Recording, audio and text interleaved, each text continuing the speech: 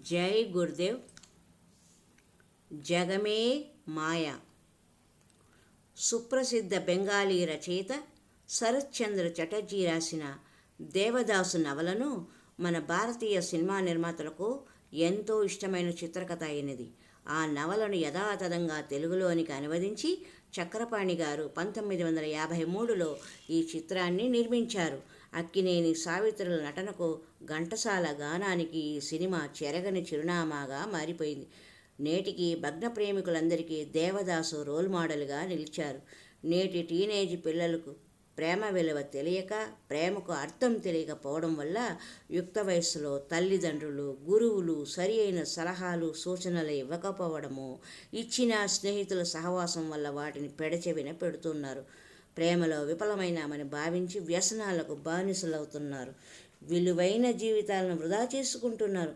అలాంటి యువతకు కనువిప్పు కలిగించే ప్రయత్నమే జగమే మాయ.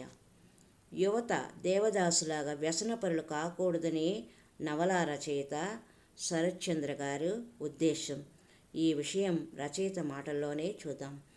ఉన్న ఆనందాన్ని అనుభవించడానికి టైం చాలక చస్తుంటే కష్టాల్ని కనీసం తలుచుకుట్టుకోవడానికైనా తీరికేది బాయ్ అని కథానాయకుని స్నేహితుని పాత్రలో పలికిస్తారు.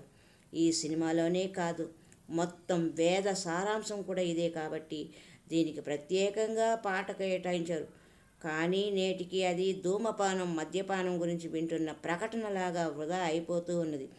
జగమే మాయ, బ్రతికే మాయ, వేదాలలో సారం ఇంతేనయ్యా.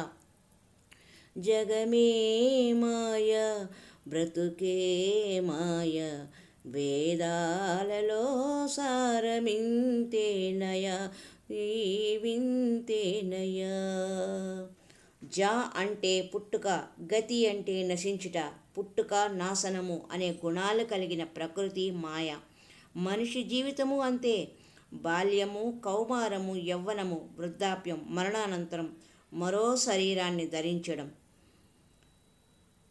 2వ అధ్యాయం భగవద్గీత 2వ అధ్యాయం 13వ శ్లోకం. దేహినోస్మిన్ యదా దేహే కౌమారం యౌవనం జరా శ్లోకం ఇదియే చెప్తున్నది మనకు.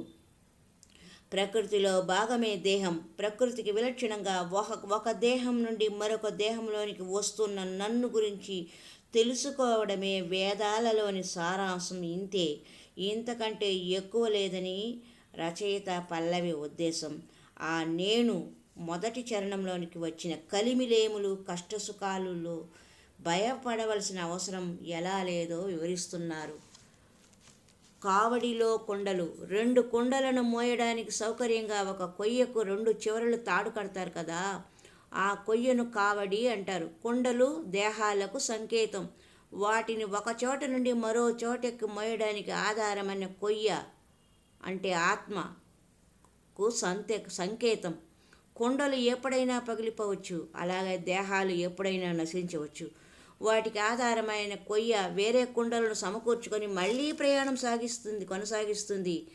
దేహం నశించిన దేహి మరో దేహంలోకి ప్రయాణిస్తాడు అనే సత్యాన్ని గుర్తించి తదా దేహాంతర ప్రాప్తి అని బాధపడకూడదని, కొండలు మన్నేనోయ్, మట్టి దేహంపై మమకారం పెంచుకోరాదని రచయిత మనవి చేస్తున్నారు. ఆశామోహములను దరిచేరనీయొద్దు.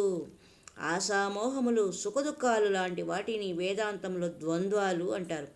ద్వంద్వం అంటే ఒకటి చెప్పిన వెంటనే దాని జంట పదం స్ఫురించేదని అర్థం. ఈ ద్వంద్వాలు నాకు ప్రకృతిలోని గుణాల నుండే సంక్రమించాయి. వీటిని బాగా పరిశీలిస్తే 2 అశాశ్వతాలయని సులభంగా తెలిసిపోతుంది. అమర ప్రేమికులు బాగా ఆలోచించింది ఇక్కడే. బాధ కానీ సౌఖ్యం కానీ స్థిరంగా ఉండేది కాదు. ఈరోజు నీది అనుకున్నదంతా అంతకుముందు నీది కాదు. అది ఏదైనా సరే, నీ దేహంతో సహా. నీ తరువాత రేపు కూడా నీది కాదు. మధ్యలో మాత్రమే నీదిలాగా ఉన్నదానిపై వైరాగ్య భావం కలిగించడమే రచయిత యొక్క అభిప్రాయం. భగవద్గీత 2వ శ్లోకం 2వ అధ్యాయం 28వ శ్లోకం. అవ్యక్తాధీని భూతాని వ్యక్తమధ్యాని భారత అవ్యక్త నిధనాన్యేన తత్రకా పరిదేవన. అవ్యక్తాదీని భూతాని వ్యక్తమధ్యాని భారత అవ్యక్త నిధనాన్యేన తత్రకా పరిదేవన.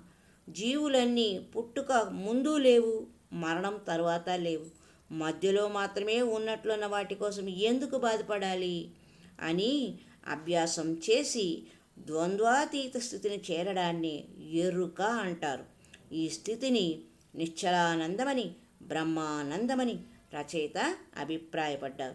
పూర్ణాద్వైత సారాంశమైన ఈ సచ్చిదానందాన్ని విడుచుటయే జన్మరాహిత్యం.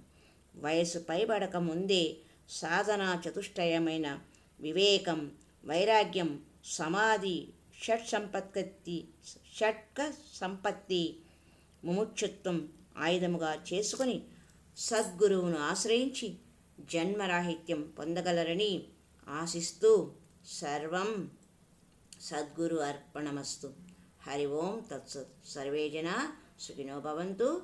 లోకా సమస్త సన్మంగళాని సంతు. హరి ఓం తత్సత్.